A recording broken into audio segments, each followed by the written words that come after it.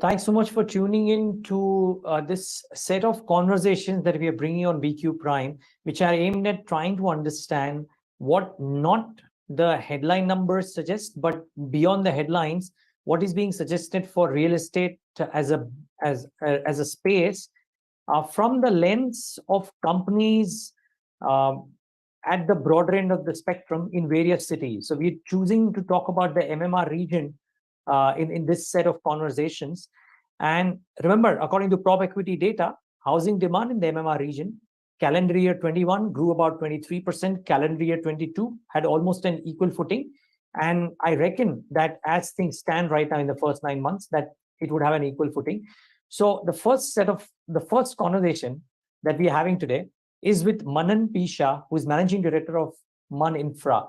They have a long-standing history in this business in the MMR region, and we're lovely to understand from him how he sees the outlook ahead for the festive season and arguably for the next few years. Manan, great having you. Thanks for joining in. Hope all is well. Good morning. Thank you for having me on board. So, if you see the real estate space right now, we've been, seeing a good surge in the market since 2021, and we see this velocity continues for next couple of years because if you see the industry's stagnancy was there in the past couple of years because of various reasons, global recession, people not buying in, people preferring more rentals.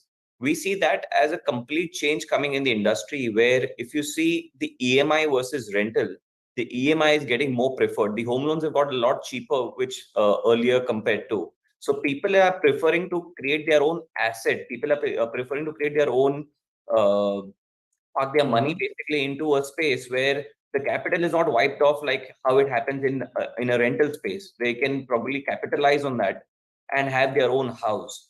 People are also feeling that a need for the house post COVID, especially, is much more important to have their own space because when there is a like a global pandemic like this happening, they know that they are protected and having their own space. They don't have to worry about the rentals or the landlords or the other outside forces.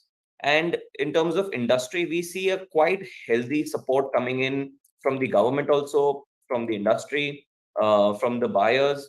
So a holistic approach. This festive season also we are looking at quite good numbers. One thing which I would like to highlight is over the years, of course, the developer used to enjoy the price escalation. But what we see now is the velocity and price. Velocity is going to be there, but there is not going to be a price hike. In a way, I see that becoming standardized because developers can now actually get to understand what he's going to make in the coming 3-4 years. Earlier, where it used to be just on speculations, I see that now as a standardization protocol where people can clearly see that my 3 years revenue is going to be X. So velocity, yes, definitely we see it in the past coming months, in the future, and it's a positive side for all the developers in this industry. So you're saying that actual users might be the buyers. You may not have as many investors, but that wouldn't matter. Yes, actual buyers would definitely play the major role, but yes, investors are also over time coming back, like post GST introducing in the market and post RERA and all coming in. People, yes, investors had gone out in a way because they used to find it a little more expensive and the returns were becoming less. But now, why I feel the investors would come back, because again, like I said, they know the pricing. They know at what price they would buy now and what would be the price in the post coming years. So investors are also preferring to hold another asset in their portfolio and add on to their books.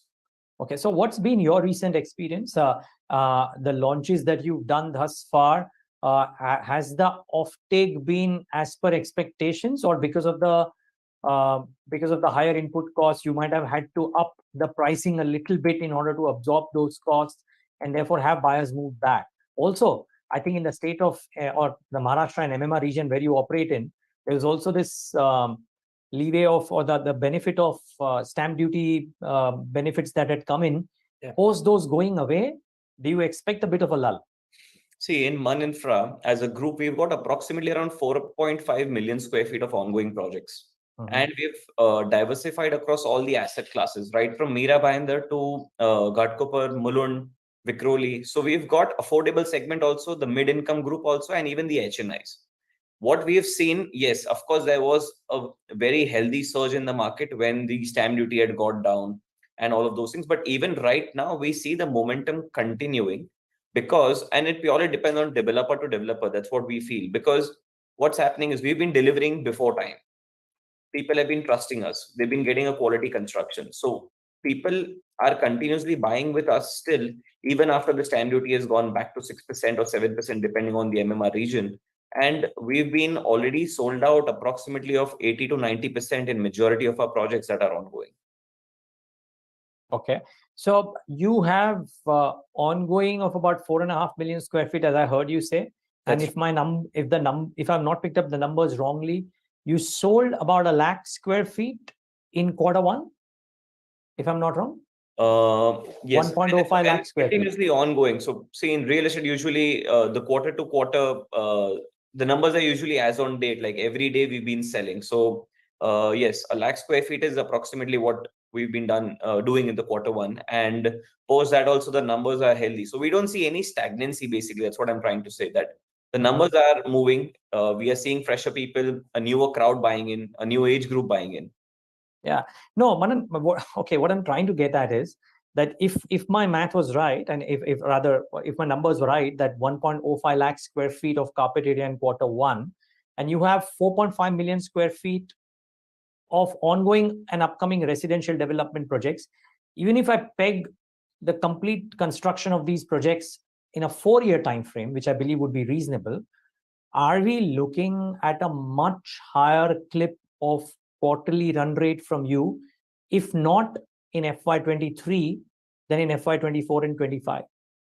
Yes. So because of the construction link revenue recognition which we have, yes, we are definitely seeing the numbers continuously growing. And yes, definitely 24 and 25, you would see a significant bump because all the revenue recognition would come in at that stage where the project would be almost on the verge to get completed. Oh, okay. So, okay, here's some numbers, and then I'll come to a couple of other pieces as well. But here are my question about some numbers, right? You did 351 crores in Q1, if I'm not wrong. That's now right. that, even if I just annualize it, and I'm not considering the festive season bonanza, you would be comfortably beating what you did in FY22. But I presume a COVID impacted FY22 would not be the benchmark that you set. So my question to you is, internally, what are the targets that you have on an annualized basis? Forget quarterly. Annualized basis, what are the kind of numbers that you believe you will reach in FY23? And arguably, when the projects get recognized in FY24 and 25, what kind of an uptick comes in? Ballpark estimates. So if you compare 21, in fact, and 22, Okay. a lot of people might see that as a COVID surge and the benefit of the COVID, which the entire world saw. But even 23, we are definitely looking to surpass the 22 numbers. So we don't see COVID becoming the benchmark. And because of COVID, okay, there was a shot up in the overall numbers, and 23, it might go down. No, we see a very promising number and probably surpassing FY22. So that shouldn't be a worry. Yeah, that's probably evident since you've done 351 crores already. Even if I just extrapolate, you will beat FY22 by 40% odd. My question is, would it stick at that, or would the numbers be much higher? What's your internal target or ambition, Manan? So of course, the ambition is we've also acquired a lot of more other projects. So, but what happens is the revenue recognition becomes difficulty when the projects are in the initial stage. Got it. But, like you've calculated, surpassing FY22 would definitely be a thing, and we would be growing in a stable fashion. I wouldn't say that there would be an extreme surge coming in FY23, but yes, we would be beating the 22 numbers. Okay, but the surge comes in FY24 and 25, as you mentioned. Yes, because these Okay. projects would be on the near completion stage, and of course, the new projects would have been added. Okay, Manan, you don't foresee any issues because of higher interest rates dampening demand? So, see, people have accepted GST, people have accepted higher stamp duties, people have accepted higher interest rates in loan also. When I'm talking about from the developer's perspective, you need to give a little more time to the customers. You need to give a little more time to absorb these costs as well. Yes, developers were not very happy when the input tax had been taken away from our industry. But yes, if you see, the developers and the industry has not stopped at all. The in fact, you'll see more and more launches been happening in the past 1 year and the Sure. in the coming future. So I just feel people just takes a little more time to accept something new, but it's not going to be like a full stop where you won't see people accepting it and moving forward. Okay. Last couple of questions. One, would the higher input costs dent operational metrics? Because I saw in quarter 1, for example, your sales have grown compared to Q1 FY22, but your EBITDA margins haven't. In fact, they've compressed if the basic math is in place. So why is that happen? And could that be an issue going ahead as well? One of the major reason is, again, it depends on which project is recognizing revenue in that particular phase of the quarter. So Okay. because of that, sometimes what happens, we've launched a larger project in the past quarter and it's giving you a good surge and it is yielding you a higher margin as well. But certain times that we have launched a smaller project, or maybe the sustenance phase of a project is going on. So the margin keeps on fluctuating. What I would usually see the company as on an annualized basis. So we would Okay. get better and a better picture clarity. But you reckon that annualized basis margins will not get hurt despite the rise in commodity cost and input costs? For us, honestly, we have considered the higher cost when we are taking over any projects, or we are Okay, signing fine. up. So we've already accounted that factor. Got it. Manan, one final question. One interesting thing that I saw in your presentation was that you are expanding the footprint in US for development of some condominiums and commercial co-work spaces. I mean, why such an expansion in a geography which I presume you don't have native experience in? So I've been getting this question quite a lot. So basically, there are two things which we have majorly done. One is we have de-risked ourselves, where we've partnered with a local, like he's a local partner based out of Florida, and an excellent delivery person. They've got a good portfolio of their own. So what we've done is we've partnered with over them, and over the past 5 years, I've been flying to US and been trying to understand the US markets and all. In 5 years of research, finally last year is when we concluded to bottle down to Florida, where Florida has been the best and I think the biggest hotspot currently in United States to park their investment for tourism, whether it's a house, whether it's a bungalow, whether it's a second house. So all the people are wanting to move towards south, towards the warmer states, and even for taxation purposes, people are preferring Florida more. When we analyzed that, we saw good demand for the condominium sector and even the villas over there. And that's when we finally bottled down to Miami as a city, which is the tier one and the most hot favorite in Florida, to move forward. We partnered with a local person over there who's developing quite a few projects, where we de-risk ourselves of not developing it everything on our own. So initial stage, we've done a few investments, we've signed a few projects, and in next 6 to 8 months time, we are about to commence all of them.